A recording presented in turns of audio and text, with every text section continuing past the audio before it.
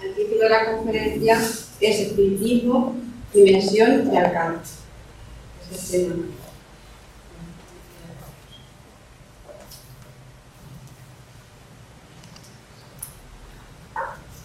Gracias, Marisa. Buenas noches a todos. ¿Subido para arriba o quita? Creo que está bien, ¿no? ¿Escucháis bien ahí atrás? No lo oigo. De ratito, ¿verdad? No dispersa el micrófono. Bueno,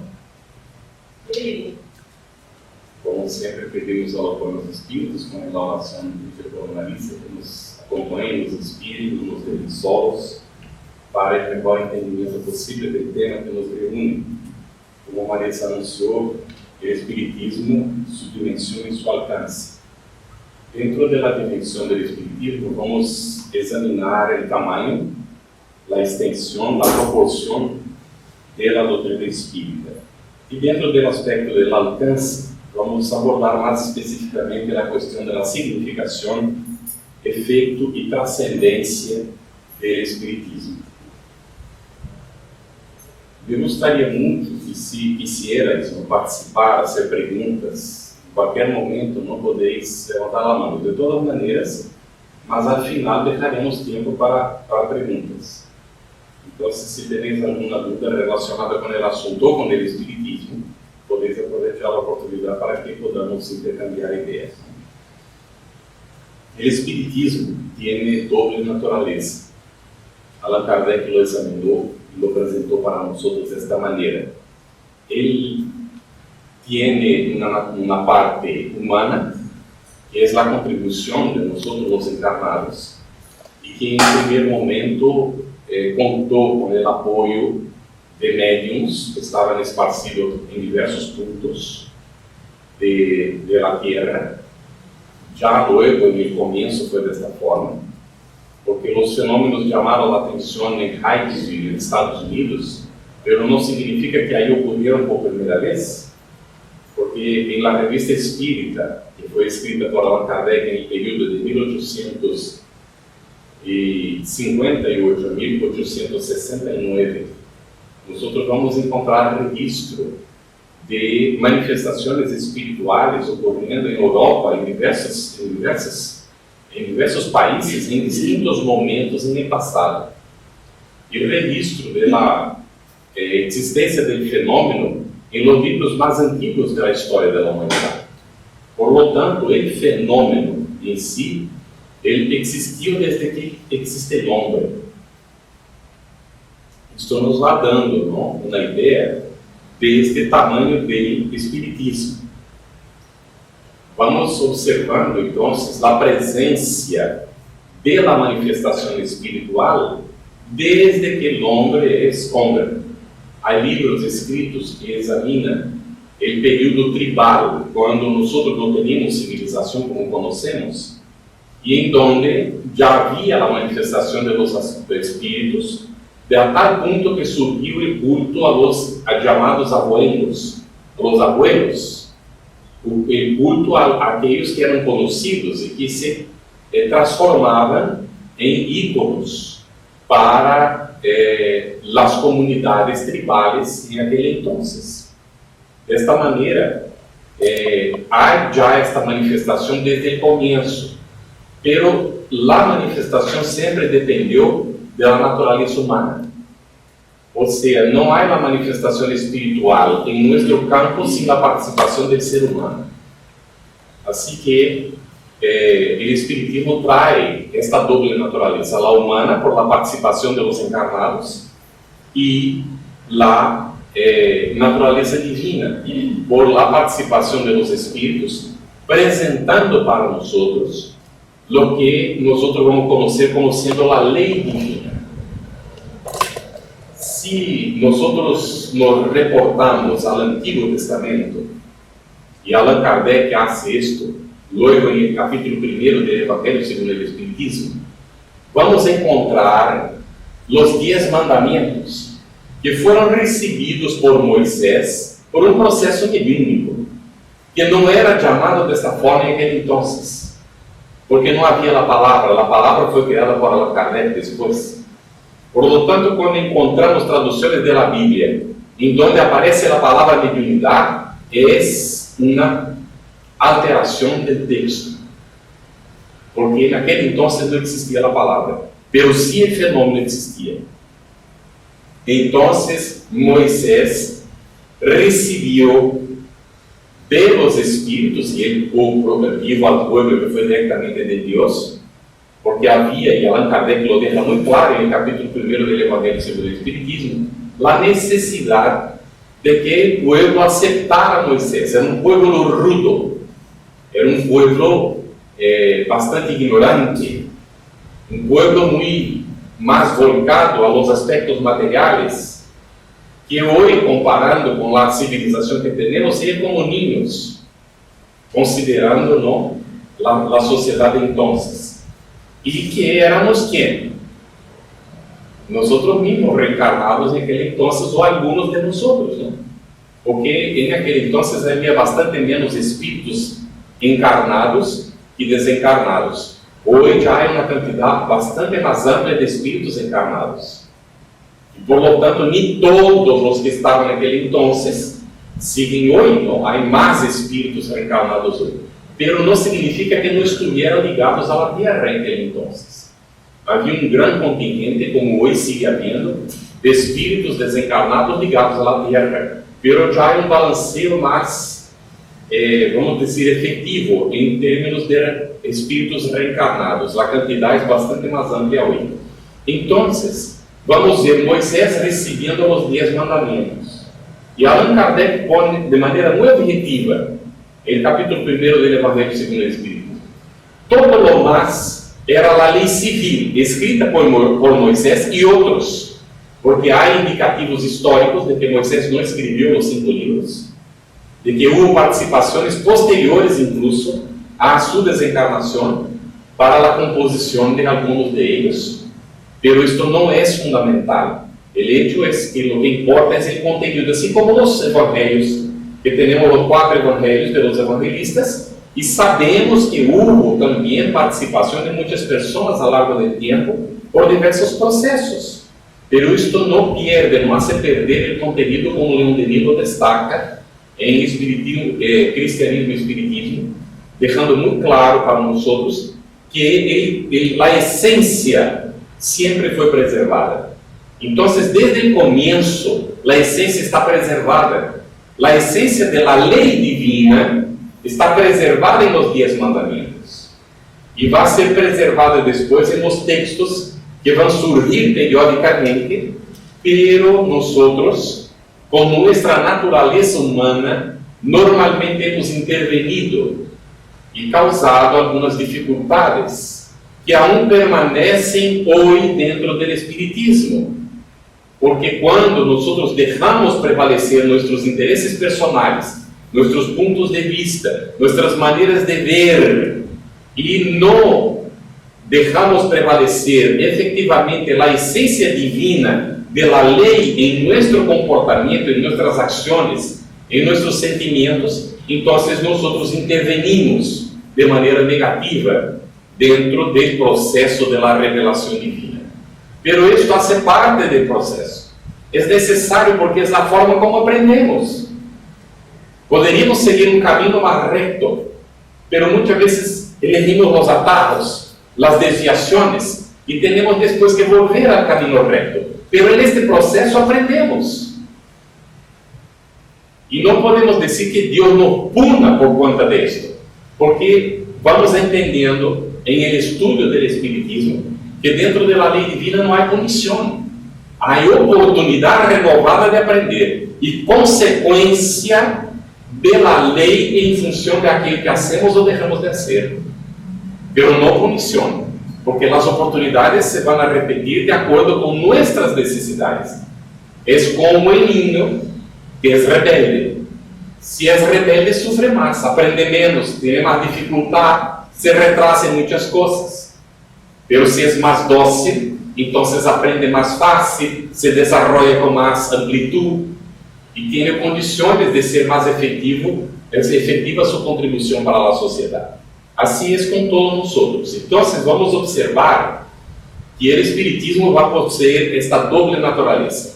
El trabajo de los seres humanos y a la codificación bastante centrada en su comienzo en Allan Kardec, y después, ¿no? Él mismo dijo que esto cambiaría después de la desencarnación de él, cuando nosotros vamos a ver esparcirse las fuentes de publicación de los textos, y que hoy es una infinidad de publicaciones que encontramos, incluso nos trae también problemas esto, porque la gente muchas veces no sigue los criterios apuntados por Allan Kardec para publicar, y es el examen previo de las comunicaciones, comparándolas con aquellas recibidas anteriormente, para saber si efectivamente traen contribución o si al revés perjudican el entendimiento de la propuesta de la ley divina para nosotros.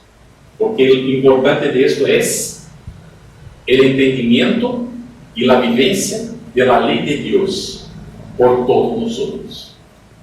Vamos a ver entonces que el objetivo tiene por objetivo la renovación de la humanidad. El objeto del espiritismo es la renovación de la humanidad.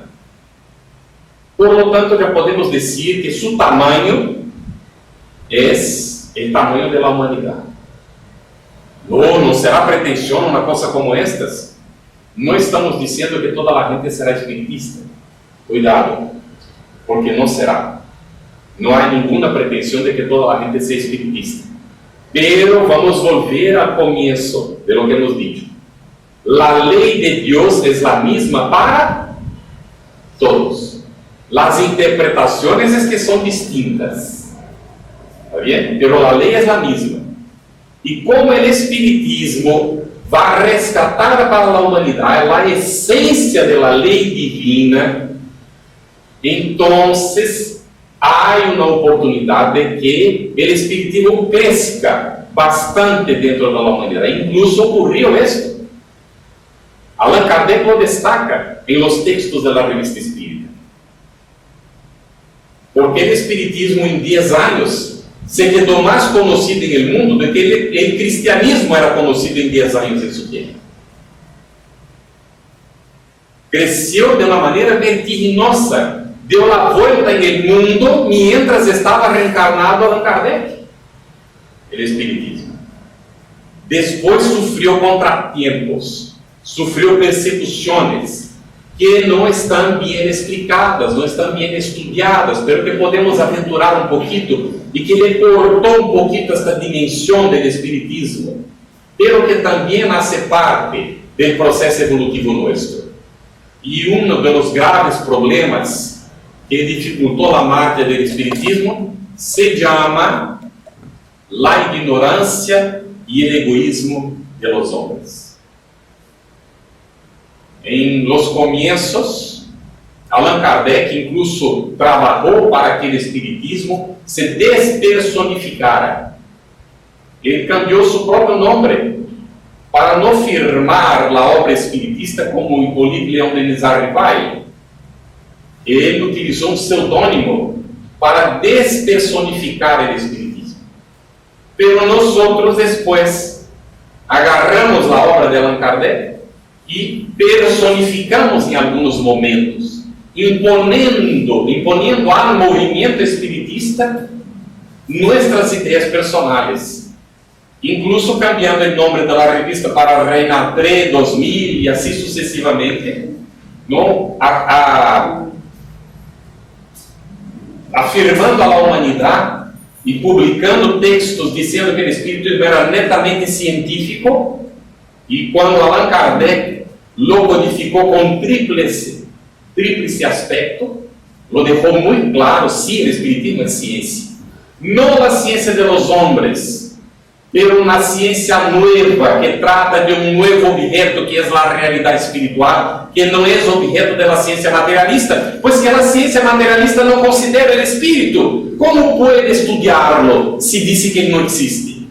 El espiritismo vino entonces para estudiar el espíritu con la metodología científica, naturalmente adaptándola a la realidad de este mundo nuevo, entre comillas, porque existió desde siempre. De esta manera, el espiritismo es ciencia, pero no es la ciencia común. Es una ciencia que viene a proponernos el estudio y el conocimiento de nuestra propia realidad.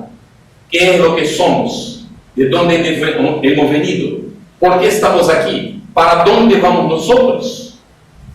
¿Cuáles son las consecuencias de nuestra existencia? ¿Por qué Dios nos creó? El espiritismo no desecha la existencia de Dios, al revés, la evidencia. Y para el razonamiento espiritista, que es la fe razonada, no hay como entender el universo sin entender la existencia de Dios. No hay como explicarlo. Y vemos que esto es conforme con los cientistas más avanzados que estuvieron entre nosotros, entre ellos Einstein. Vine este viaje leyendo un material que me han enviado, en donde la autora cita a Einstein, diciendo que él no consigue concebir el universo sin la existencia de Dios. Y hay personas que afirman que Einstein era materialista. No era. Él dejó textos escritos afirmando la existencia de Dios. Así que los científicos que efectivamente sintonizan con el pensamiento divino y con esta idea de que todos somos hermanos, hijos del mismo Padre, estos científicos son espiritualistas, porque no hay otra forma de explicar el universo. Y cuando nosotros, sin ningún demérito ni ninguna idea de crítica, examinamos el pensamiento de científicos considerados como abridores o, de alguna manera, indicadores de caminos para la humanidad, en este aspecto de la realidad de la existencia de Dios y de nuestra propia realidad, su pensamiento es infantil. No tiene base científica, porque es parte de un presupuesto de existencia de cosas que no fueron creadas por nadie, como fuerzas en el universo que se interchocan y producen de alguna manera una explosión, y de ahí entonces surge el universo por el Big Bang. Pero ¿quién creó las fuerzas? ¿Por qué estaban estables antes y después no? Son preguntas que son necesarias de responderse, y que el espiritismo entonces nos invita a cogitar, a considerar y a ponerlas como hipótesis de trabajo en nuestras actividades. De esta manera, vamos observar que el espiritismo es un trabajo realizado desde su comienzo por personas, médiums, estudiosos, dedicados a la búsqueda de la comprensión de un fenómeno que en un dado momento, en el siglo XIX, avanzó como si fuera una verdadera invasión organizada, en la expresión de... se me fue el nombre de... En los tiempos mismos de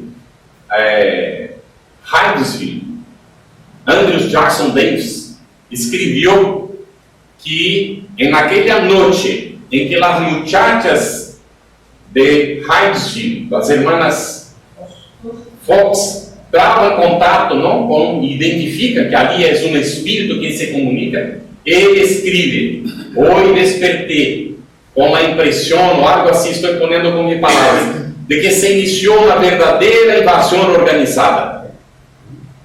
E aí então se esparce por el mundo, não há comunicação, os meios se multiplicam, e Allan Kardec passa a centralizar, porque havia reencarnado com a tarefa, boa parte destes trabalhos que são enviados para ele, para que ele pudesse codificar o Espiritismo. É, por lo tanto, o Espiritismo, trabalho de los homens e revelação de los Espíritos, porque são os Espíritos que vêm trazer a informação que vai ser posta em los livros. Tanto é assim que Allan Kardec, em o primeiro livro, lhe titula Livro de los Espíritos, para não haver dúvidas. Não era o livro de Allan Kardec, não era a doutrina de Allan Kardec, não era o kardecismo, kardequismo, era o Espiritismo. Ele cria a nova palavra para despersonificar, e vai escrever no capítulo 1 do Evangelho segundo o Espiritismo, dando a dimensão do Espiritismo para que podamos compreender. Mira a dimensão. A primeira revelação estuvo assentada na cabeça de um homem, Moisés. A segunda revelação em la cabeza de um homem, Jesus. Pero a terceira não está calcada em la cabeza de nenhum homem, porque é uma obra coletiva, porque a humanidade já estava madura para concretar este trabalho de maneira coletiva. Entendamos nosotros, isto é para nosotros, não é história, é para viver agora. O Espiritismo não é mío, não é tuyo, não pode ser, porque o Espiritismo é de todos. Quando eu quero fazer um Espiritismo a minha maneira, eu não estou fazendo Espiritismo, estou fazendo outra coisa. Pode incluso querer utilizar o Espiritismo, o nome do Espiritismo para isso, mas não estou fazendo Espiritismo. Porque o Espiritismo é obra coletiva. Mirem a dimensão, é de todos, não é de um indivíduo. Nadie tem o direito de intervenir com seu personalismo em el Espiritismo. Então, vamos seguir. É obra de Cristo. Está posto também por Allan Kardec. Ele afirma em La Gênesis, ele disse que o Espiritismo, o espiritista, o verdadeiro espiritista e o verdadeiro cristiano são a mesma pessoa, a mesma coisa. E não está também discriminando a nadie, de forma nenhuma. Não está dizendo que outras pessoas não são cristianas. Ele está dizendo que o verdadeiro cristiano, aunque não o sepa, é espiritista. Porque na raiz da essência, o verdadeiro cristiano não critica a los demás, não habla mal, hace la caridade, auxilia a sus semejantes sempre que puede, é uma persona honesta, tiene valores, vive os valores que tiene, respeita a família, respeita a su semejante, é um indivíduo que não está apegado de nenhuma forma a los dogmas para imponerlos a los demás, é tolerante, é solidário. O cristiano é todo esto, e o espiritista também. Assim que é obra de Cristo o Espiritismo, porque ele mesmo lo prometeu. Registrado por Juan, capítulo 14, sobre o Consolador prometido, que quando chegar o momento vendria a estar entre nós outros, e efetivamente ocorreu. Está apoiado em los hechos. E apoiado em los hechos, a filosofia que nasce do exame de los hechos trasciende o próprio fenômeno. A ponto de Allan Kardec dizer que há pessoas que não han trabalhado nunca em contato direto com os espíritos através de algum médium. Atenção, através de algum médium, porque contato direto com os espíritos todos sempre mantemos. Pero não somos conscientes disso, muitas vezes. Pero a pessoa não passou por nenhum fenômeno, não assistiu, não viu nenhum fenômeno nunca. Pero lê a obra espiritista e la compreende, la entiende. y ve que ella tiene una propuesta de renovación de la humanidad. Por lo tanto, el espiritismo trasciende como filosofía el propio fenómeno. En la universalidad de la enseñanza está la fuerza del espiritismo. Y esto es lo que tenemos que tener mucho cuidado como espiritistas. Algunas personas dicen, pero los oradores son muy aburridos, porque siempre hablan en mi estudio que tenemos que estudiar. Yo no quiero estudiar, ¿qué voy a estudiar? Yo quiero aprender, voy al centro, escucho la charla, ya no es suficiente. Voy ahí, participo del trabajo mediúnico, recibo un pase, ya no está bueno eso. Era lo que hacía allá en el catolicismo, en el protestantismo, en el budismo. Para el espiritismo esto no es suficiente. Esa realidad no es. Si la persona ya está haciendo esto, muy bien, magnífico, puede seguir haciéndolo. Pero el compromiso que asumió con la propia conciencia es de trascender esta, vamos a decir, esta manera maquinal de hacer las cosas relacionadas con el espíritu. Se nos pide más que esto. Necesitamos considerar los valores que el espiritismo presenta, que es la propia ley divina, y utilizar esto en nuestro diario divino. No hay cómo. Esta es la propuesta. Y así entonces vamos a ver que al conocer aquello que ya existe del espiritismo y al procurar entender y vivir eso, nosotros estamos contribuyendo para la divulgación. Es ahí donde reside la fuerza del espiritismo, en la universalidad de la enseñanza, porque cuando conocemos la enseñanza hacemos conforme. Cuando viene algo que no es conforme, nosotros ya identificamos y decimos, muy bien, respeto, pero no puedo adoptar. Respeto.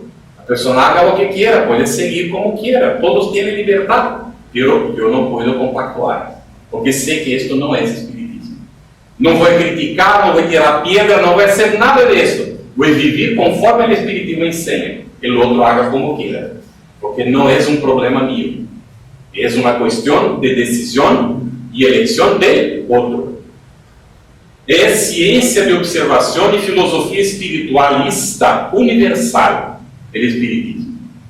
Ya hemos comentado la ciencia, hemos hablado de la filosofía que trasciende el propio fenómeno, porque la filosofía propone las cuestiones que hemos aquí citado de nuestra propia origen, de la razón de nuestra propia existencia. También, como ciencia, estudia las relaciones entre los espíritus y los encarnados. Viene a decir por qué los espíritus se comunican. Porque hay las obsesiones. ¿Por qué existe la influencia de los malos espíritus? ¿Hay malos espíritus? ¿Por qué hay malos espíritus? ¿Hay el diablo? El espiritismo explica que no hay el diablo. El demonio no existe. Pero sí hay hermanos ignorantes. Nosotros mismos, cuando desencarnamos, si no tenemos la luz de la aclaración de la realidad espiritual, podemos llegar al mundo espiritual muy mal. Mi padre citaba muchas veces, escuchado desde que era niño, si no fuera el espiritismo, yo sería un diablo en vida. Mi padre siempre decía eso. Si no fuera el espiritismo, yo sería un diablo en vida. ¿Comprendéis lo que está diciendo él? No fuera el conocimiento del espiritismo, yo no aguantaría las cosas que pasan. Porque él dijo, cuando yo no conocí el espiritismo, era católico, alguien me agredía y yo devolvía igual o peor, porque, a final de cuentas, yo no soy capacho, no soy alfombra para que me pisen. Entonces, devolvía en la misma medida o peor. Pero después que conoció el espiritismo, vio que no era de esta manera. Pero no era cristiano él, sí era cristiano. Pero iba a la iglesia para cumplir rituales. Culpa de la iglesia, no de la iglesia como nació, pero responsabilidad nuestra, que hemos cambiado todo y hemos afirmado a lo largo del tiempo que vale para la gente simplemente cumplir rituales. Esto no vale. Es una realidad. Por esto muchos espíritus involucrados con religiones fundamentalistas y tradicionales llegan al mundo espiritual decepcionados. Y se volcan en contra de la religión y en contra del espiritismo. Porque tienen envidia de la aclaración que trae el espiritismo. Y de cómo los espiritistas pueden evolucionar mucho más rápido si aplican la enseñanza que está sendo recebida. É um desafio, porque também conlleva uma responsabilidade, porque aquele que tem mais se lhe será pedido, pero aquele que também mais tem, mais recebirá como oportunidade de trabalho. A responsabilidade será exigida pela própria consciência nossa, e também haverá uma amplitude de trabalho para aquele que vai haciendo. Está na parábola de los talentos. Aquele que tinha 10, porque recebeu 5 e apresentou mais 5, tinha 10, recebeu o talento do outro, que recebeu 1 e lo enterrou. Agora, aquele que tinha 10 está com 11. 11 quê? 11 talentos, 11 condições, capacidades de trabalhar, realizar, incluso de cuidar e ensinar aquele que não sabia e que enterrou o talento. Agora, el que tem 10 vai ser o maestro de aquele que só tinha 1 e que não supo aproveitar. Mira como Deus é sábio. Não põe de maestros aqueles que avançam mais. Assim é Pestalozzi, que foi o maestro de Allan Kardec em Yverdun. Ele agarrava os alunos que mais aprendiam para auxiliar aqueles que tinham dificuldades nos pontos. Assim que uns auxiliavam a outros. Querem coisa mais solidária, mais humanitária, mais fraternal que isso? El que tem dá para aquele que não tem. El que sabe ensina aquele que não sabe. Pero quando somos egoístas, queremos todo para nós outros, e o que sabemos é nosso. Han visto esta película Arrival? Não sei falar bem em inglês. Arrival. La Llegada. Eu tentei ver 3 vezes, não consegui, e agora, neste viagem, ao início do viagem, logrei ver em o avião, estava disponível. E eu vi em espanhol, para poder entender melhor, porque meu inglês não é muito bom. E logrei compreender muito bem a película. Que coisa fantástica, impressionante. Não vale a pena ver a chegada do conhecimento, não é a chegada dos extraterrestres, isto não é fundamental. É a chegada do conhecimento que liberta. É impressionante, não sei se é a leitura que a gente está fazendo na película, mas foi a que hice eu. Al conhecer, al saber, o horizonte se abre. A pessoa não tem mais medo do futuro. E todas as coisas se passam de uma maneira muito mais objetiva, mais simples, mais sencilla, pero se rebelia de nossa parte. E vai ensinar que a cooperação é a solução para a humanidade. É impressionante este aspecto da película. A cooperação leva a la humanidade, com o auxílio destes seres que vêm, a dar um passo imenso. Porque quando eles são 12 naves que chegam em distintos pontos da Terra, e a gente empieza a falar aí com eles, tentar comunicar, estabelecer uma maneira de entender-les, pero não querem compartilhar o conhecimento que estão adquirindo, e por conta disso não logram entender o que querem eles. E a única solução será que, para poder resolver isso, que é o que querem estes seres, que aprendamos, que é o que Deus quer. A película refleja esta realidade. Não é dito que o Espiritismo é uma obra coletiva. Só faz sentido quando nós trabalhamos juntos, hacemos juntos. Só faz sentido quando o que eu hago beneficia a los demás, quando o que tu haces beneficia a los demás. Porque para que então fazer? Se não é para o bem de los outros. Porque o bem mío já está hecho. Deus me brindou a vida. Eu não muero mais, aunque mi cuerpo muera. Aunque eu tenha que nascer em um sítio em donde não vou ter alimento, que vou desencarnar temprano, como já me ocorreu em uma encarnação. Aunque vengamos a passar por miles de dificuldades, de problemas, nós fuimos criados com um fim, com um objetivo, que é servir dentro da obra divina. Mientras não cumplamos esta função, no habremos comprendido ni la dimensión ni el alcance del espiritismo. Aún dentro del alcance, está apoyada en la moral de Cristo. No hay otra mejor según Allan Kardec, según los espíritus dice Allan Kardec. Lleva en consideración las enseñanzas del Evangelio, la moral del Evangelio. La extensión del espiritismo en toda la tierra y todos los pueblos. Se propaga muy rápidamente comparando con otras filosofías de vida que muchas veces están encogiendo, están murchando, no están secando. El espiritismo sigue creciendo. Se propaga, bueno, muy rápidamente. Se hace conocido aun cuando es combatido por sus adversarios. No sé si habéis escuchado del Padre Quevedo. Es un padre que se hizo parapsicólogo en Brasil y combatía el espiritismo. Un tiempo la iglesia le mandó callar la boca, que parara de hacer los cursos y hablar y publicar, porque mucha gente se hacía espiritista porque leía lo que escribía él, iba a conferir y se quedaba dentro del espiritismo. Yo conozco varios espíritas que vinieron por intermedio del Padre Quevedo.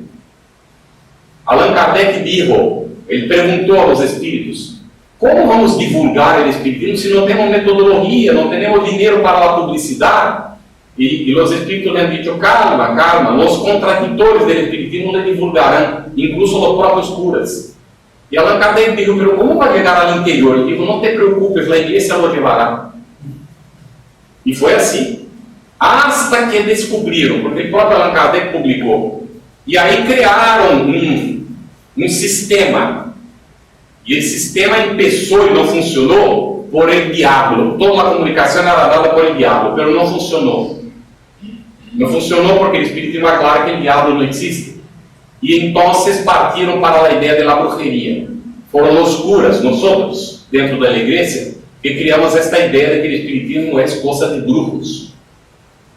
Esto se esparció por Europa, especialmente después de las dos grandes guerras, que la iglesia católica supo aprovechar muy bien las dos guerras para combatir el espiritismo. Incluso en España, hubo padres indicando espiritistas como comunistas para ser fusilados, y vosotros conocéis la historia. No estoy diciendo ninguna novedad. Entonces, nosotros tenemos este débito. No es que hay nada de equivocado en esto, porque nosotros que fuimos allá atrás, católicos, protestantes, budistas y lo que sea, incluso paganos, hicimos lo que quisimos. Ahora queremos divulgar el espiritismo y tenemos dificultades. Natural, ¿no es?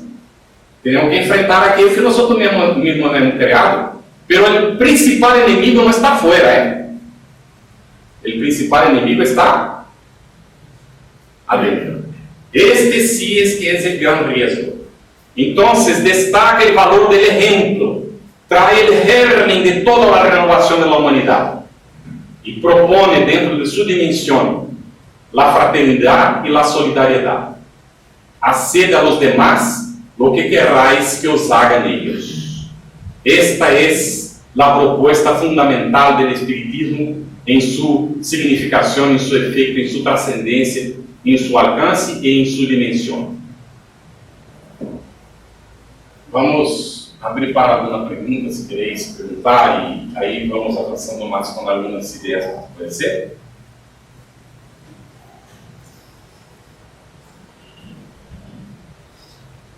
¿No hay dudas? No comienzo nadie habla nada. Después, cuando queremos cerrar, hay alguna pregunta que queda, ¿verdad? Si no preguntar nada, voy a seguir comentando, ¿está bien? Hay varios aspectos donde podemos aquí comentar. Dentro del alcance del espiritismo, nos propone que la primera enseñanza es instruirse. Espíritas, amaos e instruíos. La primera enseñanza es el amor y la segunda es la pero comprendamos, instrucción con Allan Kardec en tiempo de Kardec era sinónimo de educación. Él deja muy claro esto en el texto que él escribe, la pregunta 919, comentario de Kardec del Libro de los Espíritus, cuando él va a afirmar que será más pela educación do que por la instrucción de que se va a promover la transformación de la humanidad. Es más por la educación que por la instrucción que se va a promover la transformación de la humanidad. Y la transformación de la humanidad empieza por el individuo. No viene de afuera para adentro. Por esto es que no funcionan las revoluciones. Ya está comprobado. 40 años de comunismo en Rusia para caer el muro de Berlín no fueron suficientes para se comprender que la doctrina impuesta no funciona. Que no es por el totalitarismo y la imposición que se va a convertir la humanidad. Es por el convencimiento. Cada individuo tiene que sacar su propia conclusión. Mira cómo es sabio Allan Kardec y los espíritus superiores. Nos devuelve la responsabilidad. Desarrollar la fe razonada para poder comprender y hacer conforme. Bien. A ver. No hay dudas. Entonces, ¿algún comentario? Ah, claro, lo que tengo que referir un poco más cercano al tema de lo que es el espiritismo, para hacerlo, como tú dices, llegar a más gente. Un centro, por ejemplo, que es eso, el que la persona, el trabajo colectivo individual de ese centro, de cada persona. Entonces, a partir de ahí sí se podría llegar a esa divulgación, ¿no? Sí. Es muy interesante el tema que propone, ¿no? Porque el centro espírita está inserido dentro de un contexto, que es la propia sociedad, la comunidad en donde está. Y el centro espírita surge en aquella comunidad para atender, servir a la humanidad, a aquella comunidad. Y muchas veces no logramos hacerlo, pero es cuestión de tiempo y perseverancia. Y hacer la cosa de repente atractiva en el sentido de que la gente sepa que existimos nosotros. Y hay varias maneras de hacerlo, ¿no? Y una de ellas es ser participante de la comunidad. Es tener un trabajo, una acción dentro de la comunidad. La Iglesia Católica fue muy sabia en este sentido, porque ella se involucró dentro de la comunidad. En un cierto tiempo, hacía parte de la comunidad y la iglesia era la misma cosa prácticamente, ¿no? Entonces, ¿cómo vamos a hacer esto?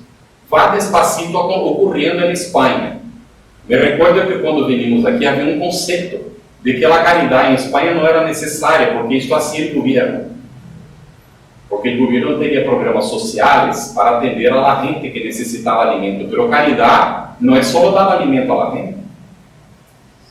Caridad es mucho más que esto, ¿no? Y ahí fuimos a descubrir, y con esto nació, si no conocéis la historia, el CEMEL, que está hoy activo en Madrid, Centro Espírita Mensajero de la Luz, que surgió con distribución de comida en la calle. Y se decía que no había gente que quisiera la comida, porque el gobierno la daba. Pero nosotros llegamos a distribuir 250 comidas cada domingo en las calles de Madrid. Lógico que había gente que venía en un cierto tiempo por unas pesetitas, que eran 100 pesetitas que dábamos. Y después encontramos la comida en la basura, entonces paramos de dar las pesetitas y damos solo la comida. En un primer momento ha disminuido y después volvió a crecer otra vez. Pero hablábamos con la gente, les preguntábamos qué querían comer. Empezamos con una leche, un sándwich, y preguntamos si preferían leche y sándwich o si preferían una comida misma, ¿no? Que fuera como un cocido madrileño o alguna cosa así. Y han dicho, no, preferimos la comida. Entonces pasamos a hacer la comida. Para hacer esto, hoy hay leyes que regulan. Hay que hacer un curso con el gobierno, hay cursos, hay que tener mucha buena voluntad. Aprender, tener una cocina que es fiscalizada, porque se va a hacer comida como si fuera un restaurante. Se va a dar gratuitamente, pero es como si fuera un restaurante. Hay que estar todo legalizado. Hay que tener un chef de cocina, una persona responsable.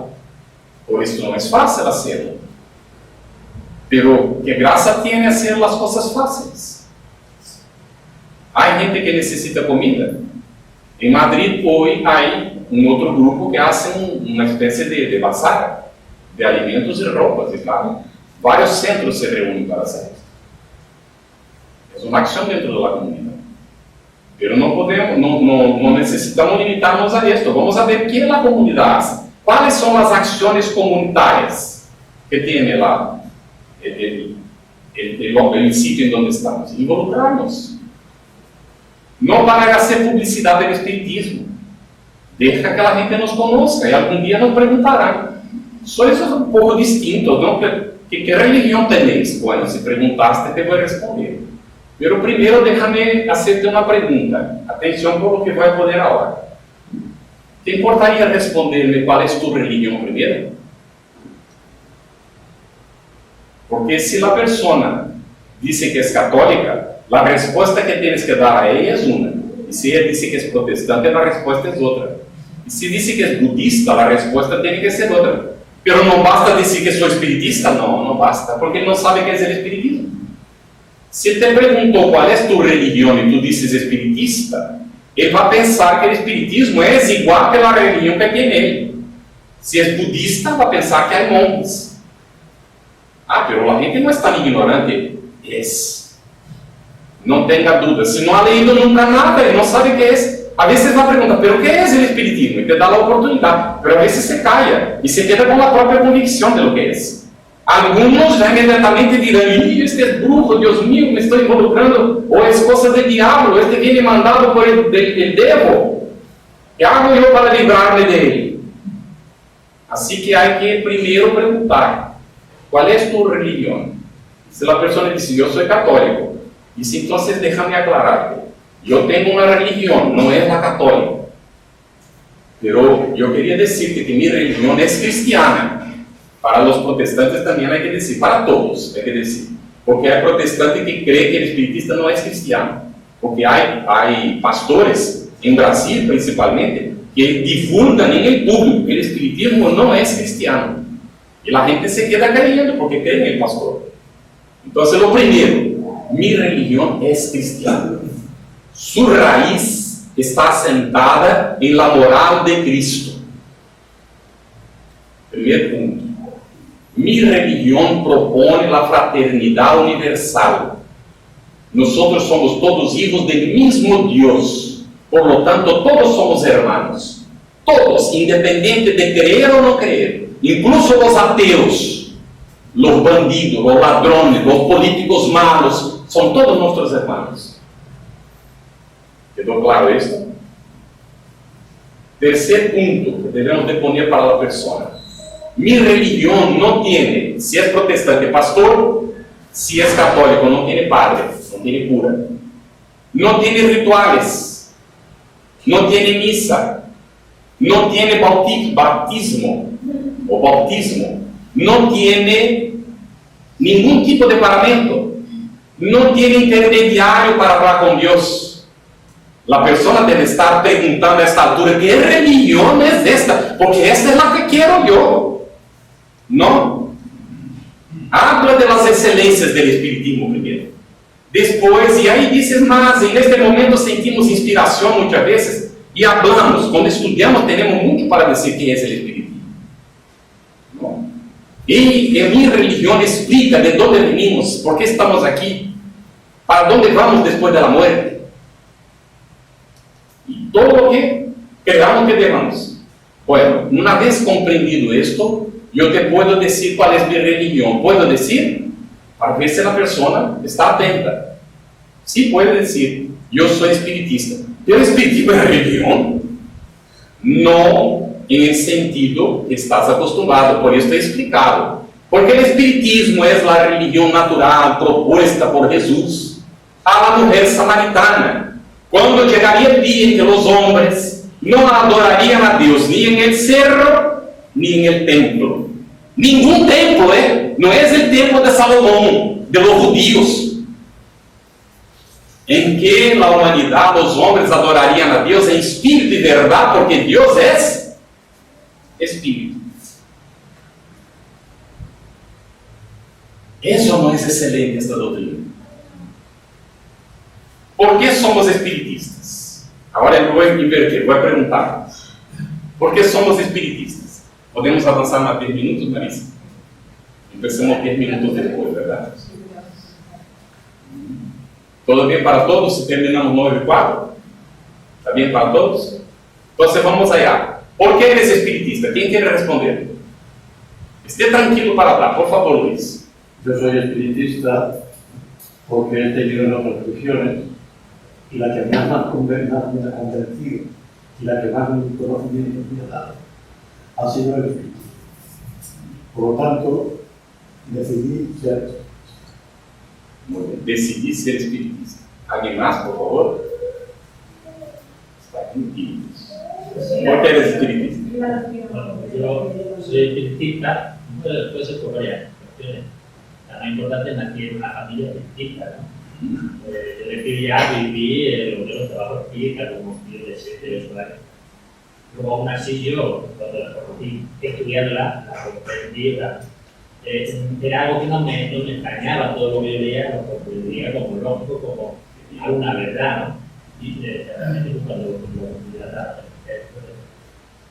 puede ser por dos cuestiones, por el conocimiento de la lectura, del estudio, que yo lo asimilé así, tal cual, porque claro, no porque mi padre es espiritista, cuando llega a una cierta edad, terminar de deducir lo que es una esencia, en este caso un estudio, si eso te suena a verdad, si te lo lógico, si no lo es lógico, o sea, una palabra, determinas con tu propio entendimiento aquello, pero el grano bueno y el grano malo, para tu manera de pensar, claro, la forma de analizar las cosas. Entonces, pues, en el caso, pues, yo me dice, viendo que considera que aparte de todas las cuestiones que ha estado muy bien, luego está la fundamental, podría yo decir, que es la ley de la reencarnación que explica todo, la desigualdad que hay en el mundo, los sufrimientos, etcétera. Que pienso yo que una de las bases de cualquiera que tenga una filosofía o religión pueda un poco discernir, bueno, qué filosofía o religión explica esa cuestión de la desigualdad, del sufrimiento, como bien has dicho. De una manera lógica, ¿no? Entonces todo eso lo discierne y dice, no voy a buscar algo por lo pronto hasta que no encuentre otra cosa que me resuelva todas estas cuestiones que uno tanto se hace, cuando todo el mundo se hace la cuestión. ¿Por qué pasa esto? ¿Por qué este niño joven pasa esto? ¿Por qué el uno en la abundancia, el otro en la miseria? Todas estas cuestiones tienen un poco de sentimiento en el sentido de que lo que hay que todo el mundo sea bien, feliz. Pues hay esas cuestiones que buscan la solución de por qué todas estas situaciones. Y el espiritismo no lo da, presenta y con lógica y sencillez. Excelente. Voy a destacar 2 puntos y ya pasamos a ellos, ¿está bien? Cuando digo que no, el espiritismo, voy a poner con mis palabras, no es heredado. Otras religiones sí. Yo soy católico porque mis padres eran católicos. El espiritista no puede ser espiritista porque los padres fueron. Tiene que ser por convicción. Así que en algún momento tiene que formar la convicción. Entonces no es espiritista, aún no ha comprendido. Claro, esto para todos. Así que como Luis dijo, decidí ser, tú también decidiste ser espiritista, por convicción. Esto es la diferencia también de las religiones normalmente. No tenemos una religión porque hay que tener. La tenemos porque sabemos qué es lo que ella produce en nosotros. Ella produce un cambio en nosotros. Nos transforma, no de una hora para otra, pero a lo largo del tiempo. El otro punto que quería destacar es de la reencarnación, que es uno de los alcances del espiritismo, que da significación para las cosas, ¿no? Y mi papá siempre decía que cuando era católico, 2 cosas no cuajaban para él. Él no encontraba respuesta. Una era la cuestión de morirse e irse para el infierno o el cielo. Esto para él no cuajaba, él no conseguía entender esto y aceptar. Y la otra era las injusticias que él veía. De gente naciendo ciega, naciendo con problemas, unos pobres, otros ricos, y él no lograba entender esto tampoco. Y dentro del espiritismo lo entendió casi que de inmediato, porque el espiritismo lo aclara muy bien. Estabas hablando. ¿Eres espiritista por? No. Sí. Bueno, lo que estoy hablando con José, a través del estudio, pues uno se convence que es una persona muy completa. ¿Qué es lo que sucede? No es que seamos santos, no es que el espiritismo nos haga mejores, sino que nos enseña para ser mejores, porque es la moralidad lo que nos va a cambiar y discernir lo que está bien de lo que está mal. Entonces, cada uno tiene que comprender, como tú lo has dicho, individualmente. Muy bien. ¿Habéis alcanzado lo que dijo ella? No es el espiritismo que me hace mejor. Ninguna religión, ninguna doctrina hace a nadie mejor. Es la persona que entiende la filosofía y se hace mejor al aplicar la filosofía. El espiritismo deja esto tan claro. No hay como transferir la responsabilidad. Yo no soy lo que soy por culpa de nadie. Yo soy lo que soy porque me hice así.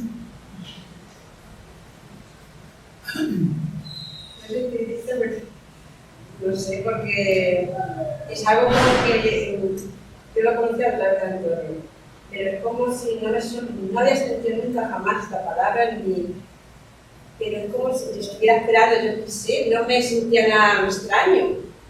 Y una campaña, ya cuando, pero a mí Amalia, Domingo Soler, sus libros fueron los que a mí, cuando leí Hechos que prueban, digo, ya sé por qué se sufre, no tuve más heridas, ninguna. Magnífica. Estás leyendo a Amalia Domingo Soler, fue una obra magnífica, no vale la pena. Sí, Amalia tiene una vinculación con el movimiento espírita español, naturalmente, de Hispanoamérica, ¿no? Y con este centro en particular, no sé si sabéis de esto. Amalia tiene una vinculación muy particular con este centro. Estaba mucho en aquella época con Amalia. La sentimos cuando hicimos aquí una charla que se llamó Cristo Consolador. El Cristo Consolador, ¿no? Amalia se presentó y hizo de la mitad para adelante de la charla, ella simplemente la presentó. Falló cámara en aquel entonces, no grabó, mi grabadora no estaba funcionando, no grabó, no conseguimos grabar y después para recuperar lo que dijo ella, yo no conseguí. Intentamos, ¿no? Hablando en los viajes que hicimos después, pero impresionante, ¿no? Hacía esta charla 15 años ya. Y ella dijo cosas que no me habían pasado nunca por la cabeza. Qué bien. Muy bien, vamos allá. ¿Más alguien que quiere manifestarse? La última manifestación. ¿Está bien? Vamos a encaminar entonces aquí para el cierre. Poderíamos concluir, ¿no? Y agradecer primero por la participación, por haber manifestado, ¿no? Quien manifestó y los demás por acompañar. Y concluir diciendo que la doctrina de los espíritus, ella depende de los hombres, del factor humano, solamente como movimiento.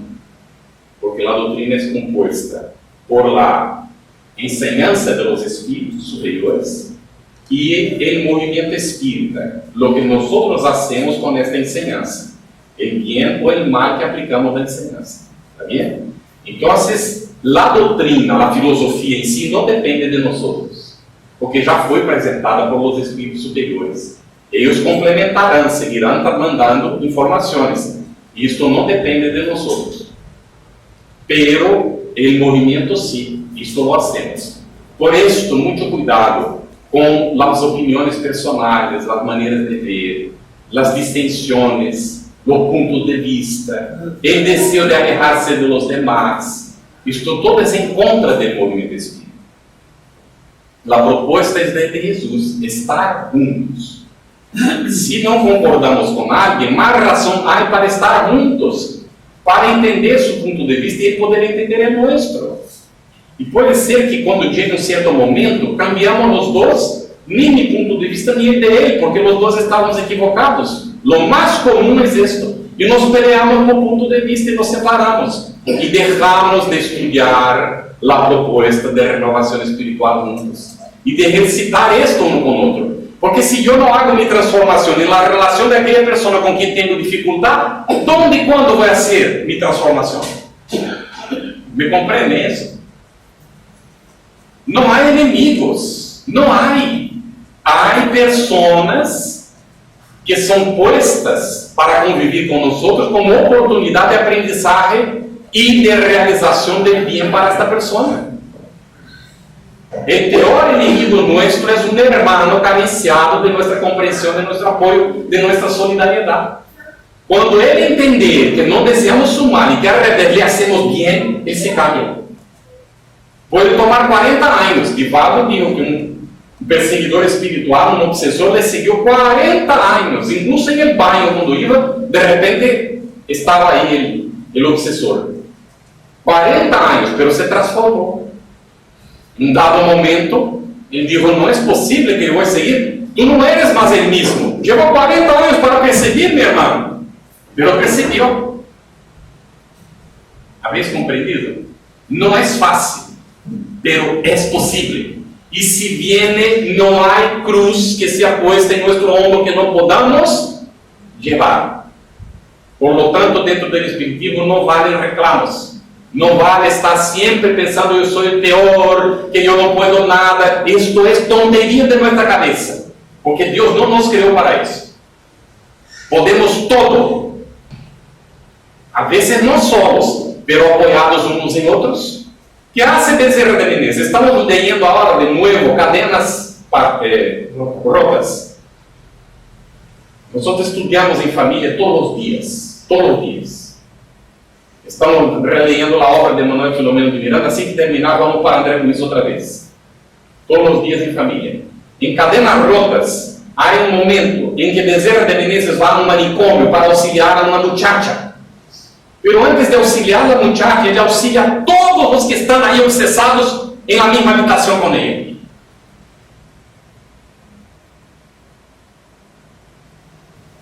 ¿No es impresionante? Hay un otro relato en que está en liberación de André Luiz. Gubbio quiere auxiliar a una muchacha que fue su hija en otra encarnación. Pero para auxiliarla, ele vai auxiliar el familiar del principal obsesor de ella.